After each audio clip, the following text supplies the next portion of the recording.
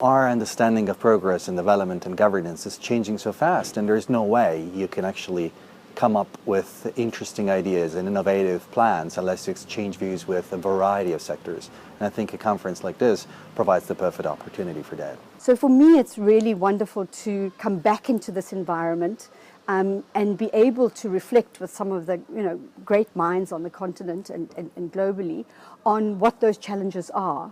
I think we're living through a time where our certainties around democracies are unhinged. And so sitting in a kind of serious, engaged conversation about what is a big question has been very valuable. A conversation like this 10, 20 years ago would have focused on traditional forms of democratic governance like parliaments, ethics, leadership, transparency, freedom of information, party funding, anti-corruption institutions. But we have to think way beyond that. We have to think about, for example, the worlds of energy and water and demographic change. We have to understand technology better, ICT, the huge changes in what people are calling the third industrial revolution or even the fourth industrial revolution. These are powerful forces hitting society and the economy, and we can't think about democracy and governance in a bubble. These things are interwoven. This kind of space has been very helpful for me, given that as IDRS, as someone who works for a research support organization, we work with researchers from think tanks, from universities, and we also provide capacity building support and expertise. So it's very much important to be aware of conversations that are taking place at a broader level. The idea of bringing people from different countries and come together, and especially this historic week in South Africa with the motion in Parliament against President Zuma, it's quite useful for us to see how democracy works in South Africa. It's also been helpful to have 2 or 3 older, experienced politicians who have been excellent facilitators, but also have brought some very wise judgments to bear. Sitting in a room with the likes of Trevor Manuel, Carlos Lopez, Kosana Moyo, you don't always get opportunities like that.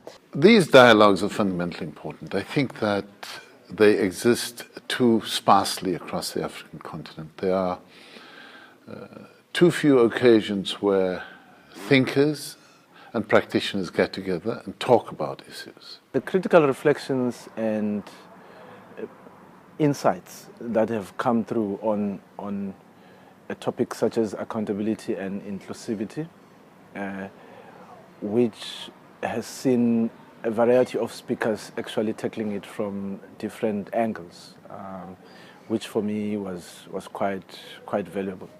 And I think the acknowledgement of the important role of communities, women, youth, I think that was for me quite interesting. That stood out. Gender and women's roles are structurally being unsettled, and so we need to have a new paradigm, not only within which to think about the way that we bring gender into the dialogue and into the discourse, but also how to place gender within a global framework that is in transformation. The world is changing.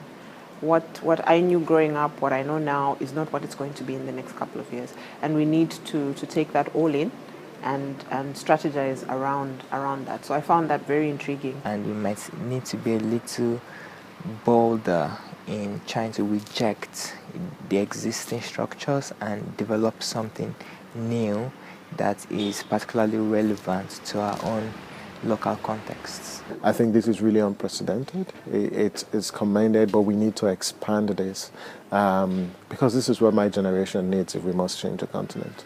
Deepening democracy is about engaging the system throughout the electoral cycle, and I see that as a strong message that I'm going to be taking back home in engaging citizens and educating them and looking at strategic points of entry. And these entry points do exist, be it in our constitution or be it in subsidiary legislations, but empowering citizens using diverse tools and offline and social media tools are very, very critical, and that's one significant outcome of this meeting. I would encourage such gatherings. Academics, practitioners, we all need to talk. And I think that can change the landscape of the continent. I've enjoyed this experience thoroughly.